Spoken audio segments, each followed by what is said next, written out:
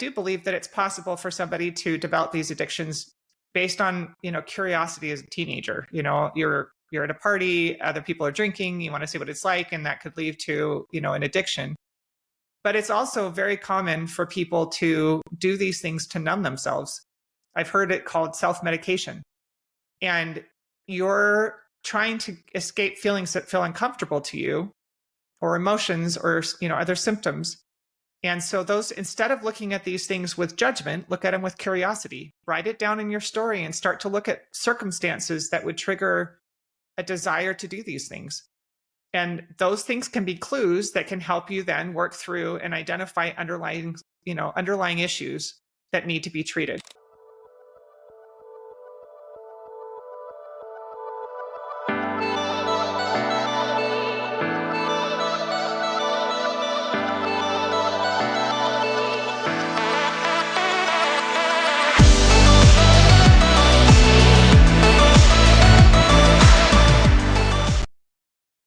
Hey, welcome to the Upside of Bipolar. I am your host, Michelle Reitinger, and I have another solo episode for you today. I'm actually really excited about today. Each of these episodes, the last couple episodes, have kind of naturally progressed into the next one. And last week we talked about how the bipolar diagnosis is actually kind of a problem because it makes you think that you have been given an answer to why you have the symptoms, when in fact all you have been given is an observation that you have a certain cluster of symptoms. And I want to talk a little bit more about that process and then how you can start identifying symptoms in a way that helps you to become a detective in your life rather than a victim. And that can lead to healing. So when I was first diagnosed, the very first time, I went in and filled pages and pages and pages out of questions that were all related to symptoms. Even the questions about family history were related to symptoms. And the whole point of the exercise was to try to gain as much information about the symptoms that I was having so that they could identify the bucket to put me in. What's the cluster of symptoms that I was experiencing so that they could then give me a diagnosis? And one of the things that taught me to do was to dump symptoms into buckets, to identify symptoms that I was experiencing as categories, instead of looking at symptoms with any kind of curiosity and wondering why I had those symptoms. As I talked about last week, it ends curiosity into the source of the symptoms because you think you've been given an answer. You think you've been told why you have the symptoms, which is not the case. You've just been told that you have these symptoms. A diagnosis is just an observation. And what should have happened, and what I hope will happen in the future, is that when you go in, it is useful to learn about the symptoms within the context of further curiosity. So if you look at somebody's story and start identifying the symptoms, you can then ask, what are the circumstances around that? And when you look at family history, if there is a history of it, that might indicate, an underlying source of symptoms that is hereditary, not a chemical imbalance that's been completely debunked, but things like micronutrient insufficiency or generational trauma is another thing that gets passed down from generation to generation. And so what we need to do, if you want to start the path to healing, one of the really important beginning steps of that process is learning how to tell your story. And within that process, learning how to look for specific things within your story so that you know what you need to treat, so that you know how to identify things as these are symptoms. This is a symptom of the brain in distress. This is a symptom of the body missing something. And so I want to talk a little bit today about what that looks like, how you can start writing your story down and telling your story in a way that will lead to further curiosity, help you become a detective in your own life, and look for clues about why you're experiencing these symptoms that can then lead to you to identifying the effective tools and resources that can treat the underlying source of the symptoms so that you can heal and recover. So the first thing that I want to talk about is how important it is not to lump symptoms into categories. We have been trained to look at these symptom clusters as categories. We talk about depression and we talk about mania and we talk about anxiety as categories.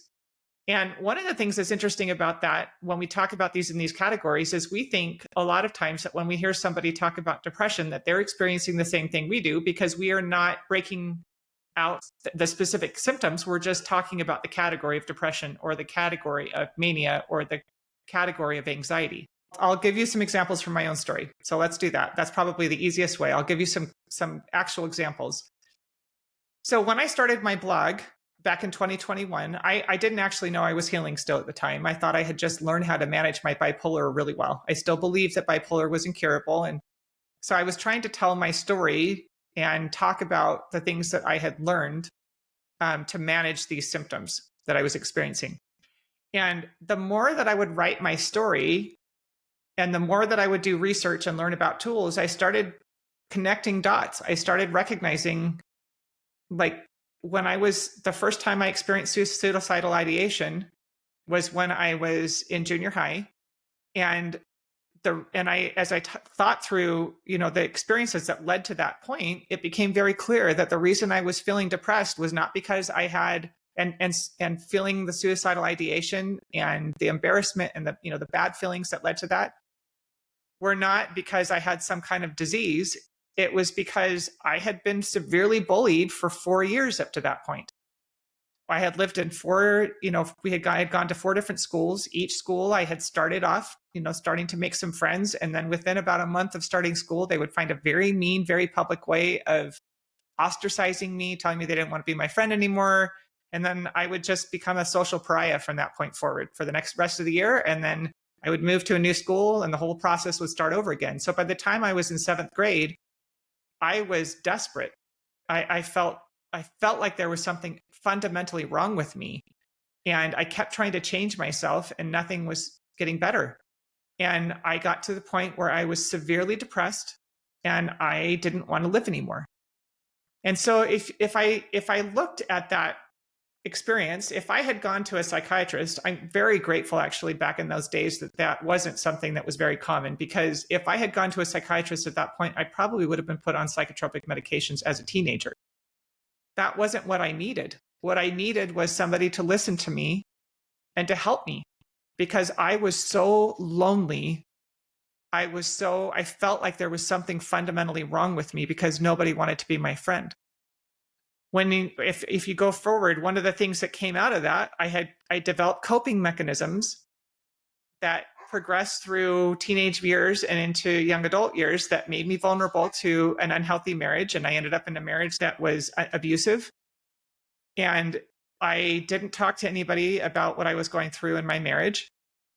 And when I finally got the courage to leave, I didn't ever want to talk to anybody about it. I was so filled with embarrassment and shame for the things that I had been through in my marriage that I just wanted to hide it. I didn't want to talk to anybody about it. I wanted to move on with my life and pretend like it never happened.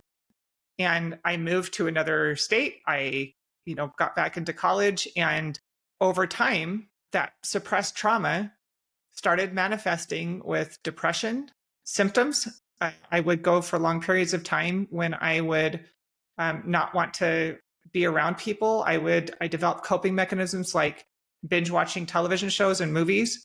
And then I would start to get an elevated mood. My mind would start to work really rapidly and I would get big new ideas and think that I had a new plan for my life and tell everybody about it.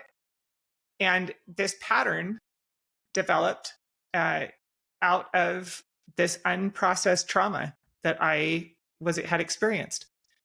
And as I started to tell this story more and more over time, I started to understand better these underlying sources of symptoms. I could start to connect the dots about when these symptoms started occurring and connect it back to the experience that I had. So that's why it is so important. Number one, as you tell your story, as you start to write your story out, and you can start with an outline. You can kind of outline, and it is useful to start when symptoms occur and then kind of work backwards sometimes. But it is important to make sure that you don't generalize categories, because you need to look at the specific symptoms you're experiencing. So, for example, anxiety is a very broad category that can lump a whole bunch of different kinds of symptoms into one category that starts to become meaningless because the category is so broad. For me, anxiety started to look like a really intense tightness in my chest. I felt like there was a vice around my chest, and I felt like I was constantly yawning and I couldn't get enough air in my chest. I even went a few times and got tested for asthma because I had such a hard time getting a full breath of air that I thought maybe I had a lung problem. And it was important to make sure that I recognized those symptoms for what they were. I don't want to talk about it generally as anxiety. Those are symptoms that could be called anxiety, but they occurred when my body felt unsafe, when I felt unsafe. And so it was something that over time, as I started to understand, I started to break down those symptoms and started to understand that those symptoms were an indication that my body felt unsafe, that my brain felt unsafe. Then I could look around me at what was going on when I started to feel those symptoms and start to look for clues about what led to the symptoms. The next thing that's really important to do as you're doing this. So the first thing that I wanted to mention is, as you tell this story, don't lump these things into categories. Don't say I felt depressed or I felt. I still struggle with that. But if you say if you say I started to feel depressed, I want you to then break that down. What did that look like?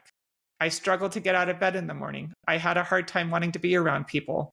Everything felt like work. I felt really hard to just get up. I didn't want to take a shower. I want you to talk about the specific, break down what that looked like, because there are clues within those categories.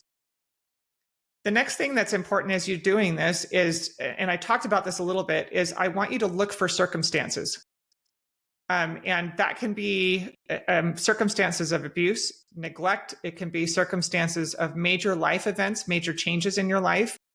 One of the problems we created by categorizing these, taking these symptoms and just lumping them into buckets and then giving them a name, is it gives us an idea that we have a disease, when there can be really, this could be the way that your mind and your body are responding to traumatic events in your life.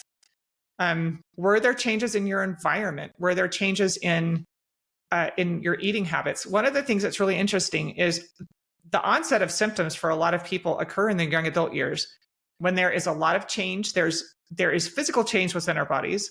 There is environmental change. People are moving away from home. You're all of a sudden, you've been going to school. Most people are, if you're in public school, you've been going to school for 12 years, and then all of a sudden it ends. And now you're supposed to figure out what you're doing for the rest of your life. And there's a lot of pressure. You may be moving away from home for the first time, and you're in charge of your nutrition. And all of a sudden your nutrition goes in the toilet because all you know how to do is bake potatoes and cook ramen. So it's important to look at when some, symptoms start to occur, and what the circumstances are that are surrounding the onset of your symptoms. The next thing that's important to look at is to look at coping mechanisms. And coping mechanisms it's not always easy to understand that that's what they are. I've talked a lot about, in different episodes, I've talked about one of my coping mechanisms was binge watching. I mentioned a little bit earlier. When I was growing up, we weren't allowed to watch TV a lot. And so television, there was a stigma around TV. My mom didn't like television. She didn't like a lot of the programming on TVs. And so we didn't watch TV very much when I was growing up. So there was some ideas that I had in my head about television that made me feel like if I watched a lot of TV that I was doing something wrong. And so that became a coping mechanism for me, because it was a way for my brain to escape. That was it was for whatever reason, that's what I gravitated towards. So I had a very vivid imagination when I was growing up. And so when I would watch TV or movies, my brain would escape into that alternate reality. And for whatever reason, that was what my brain sought out. So as I got into my young adult years and I was really struggling, I would binge watch television or binge watch movies. And it was a coping mechanism. But I didn't recognize that that's what it was, because I thought I just didn't have any self-control. And so for years, I spent a lot of time trying to stop myself from this bad habit in my mind that I had. I even went to addiction recovery programs. I bought a lockbox to put on the power cord to prevent myself from being able to watch television. I was doing all these things to try and stop the behavior, not understanding that behavior was actually a clue. It wasn't until I met with a therapist I was in a time period when I was feeling a lot of depression and stress and worry, probably partly because I was processing trauma. And I was binge watching shows again. And I went to my therapist very frustrated one day, upset that I'm like, I don't know, I have no self-control. I can't stop myself. I'm watching TV again. And she asked me, what need are you trying to meet? And I remember her when she asked me the question, I'm like, what? And she repeated the question, what need are you trying to fill for your brain or your body or your emotions? What need are you trying to meet? And I said, I'm not trying to meet a need. I have no self-control. And she repeated the question again, just very calmly, but she said, what need are you trying to meet? And after the third time her asking me, I stopped to think about it and I thought, I don't know. And so that was a clue that helped us to start recognizing that behavior that I engaged in was an indication that I was feeling distress. Just like I talked about earlier, like the physical symptoms of anxiety for me, the chest tightening, the difficulty breathing was an indication that I was feeling distressed. So was the binge watching. This coping mechanism was an indication that I was feeling internal turmoil or distress, and that would give me pause, and then we could take a look around and see what was going on in my life at the time that was making me feel this stress, feel distraught, feel like I needed to escape. And then we could work through, working through what's going on that needs to be healed. What is my body asking for? What is my mind asking for that needs to be healed? And some people will manifest with some people in addictions to, harmful substances. So alcoholism, drugs. And this is a very common thing when people go through addiction recovery programs. They have to figure out what the triggers are for them, what's causing them to feel like they need to cope or escape. And I do believe that it's possible for somebody to develop these addictions based on, curiosity as a teenager. You're at a party, other people are drinking, you want to see what it's like, and that could lead to, an addiction. But it's also very common for people to do these things to numb themselves. I've heard it called self-medication. And you're trying to escape feelings that feel uncomfortable to you, or emotions, or other symptoms. And so instead of looking at these things with judgment, look at them with curiosity. Write it down in your story and start to look at circumstances that would trigger a desire to do these things. And those things can be clues that can help you then work through and identify underlying issues that need to be treated. The next thing to look for is patterns in your symptoms. So one of the things we do in my program is we start tracking. We use a mood tracking app called Bearable. I've talked about that in my book, and I talk about it on my blog. And it's actually one of the tools that we use as part of developing the Mood Cycle Survival Guide. But it's really important to start seeing patterns. When you live with these symptoms for your whole life or long periods of time in your life, these patterns feel normal, and so you don't recognize them. And so as you start tracking your symptoms in a mood tracking app, you can start to see patterns. You can start to see connections, and that can reveal information to you that can be useful in the healing process. One of the other things that is really helpful when you're when you're learning about how to tell your story for yourself, or write things down and start to become a detective in your story, is to start to understand what the symptoms are meaning. So I am a huge proponent that everybody should be taking micronutrients. One of the main reasons, based on the research that I've done, is so many people are being diagnosed with mental health issues now is because of the serious issues with the nutrition in our foods and in our diets, and people's brains aren't getting what they need to function in a healthy way. And this peels back one of the layers of symptoms for people, but then you have to start looking for clues within the other symptoms you experience. We have to stop thinking that there is a single answer to all of our problems. Even when people talk about like the ketogenic diet or even micronutrients, they'll say, well, I tried micronutrients, but I still experience symptoms. And I always, a lot of times this is in forums where I don't have an opportunity to respond, like on social media, or where it doesn't feel kind to respond, because I don't want them to feel like I'm attacking them or just discounting what they've done. But the problem is that it dismisses all of the other factors that can lead to symptoms. And it's this idea that we have developed that there is a magic pill that's going to solve all the problems. So once you start getting micronutrients into your body and your brain starts to function in a healthier way, then you can start to go to work on the other sources of symptoms that you experience. And the more that you begin to look at your story with curiosity instead of judgment, then you can start to uncover what's actually happening for you.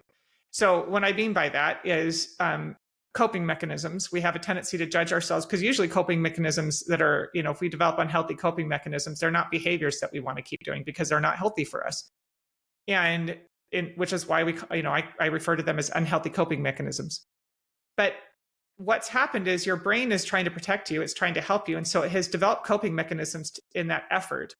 And so instead of judging ourselves and saying, I'm a bad person because I do this thing, ask with curiosity, like my therapist did, what need are you trying to fill? Why do I have this compulsion to do this thing? Why am I struggling with this behavior? And what is underneath it? The same thing with the symptoms that we experience. The symptoms of anxiety, like difficulty breathing or tightness in your chest or numbness, tingling that you experience, a desire to hide from people, not wanting to be around other people, those kinds of things. Those are clues. And instead of looking at yourself with judgment and judging yourself for feeling these ways, ask, why do I feel that way? What makes me feel unsafe in this situation? What is the trigger that's happening? It was really helpful when I finally started to recognize these as trauma responses. I had an experience, I can't remember how many years ago. It was after I started my blog, and I was starting to understand, how to look at my symptoms with curiosity and how to look for clues in my symptoms.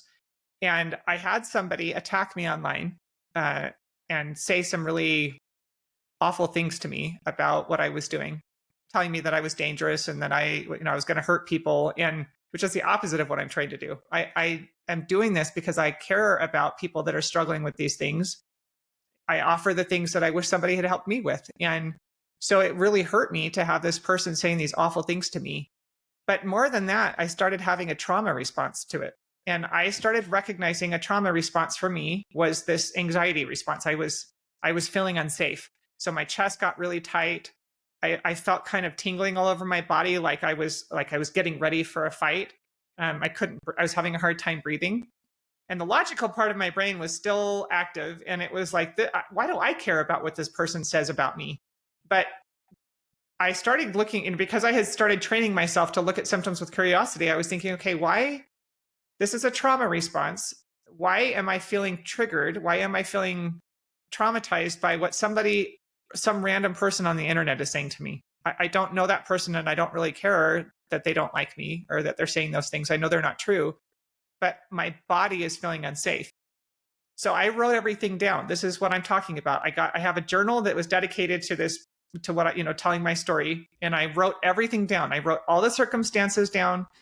I wrote down all of the symptoms. I didn't say I felt anxious. I said my chest got tight. My whole body was like tingling with this, like feeling like I needed to fight somebody.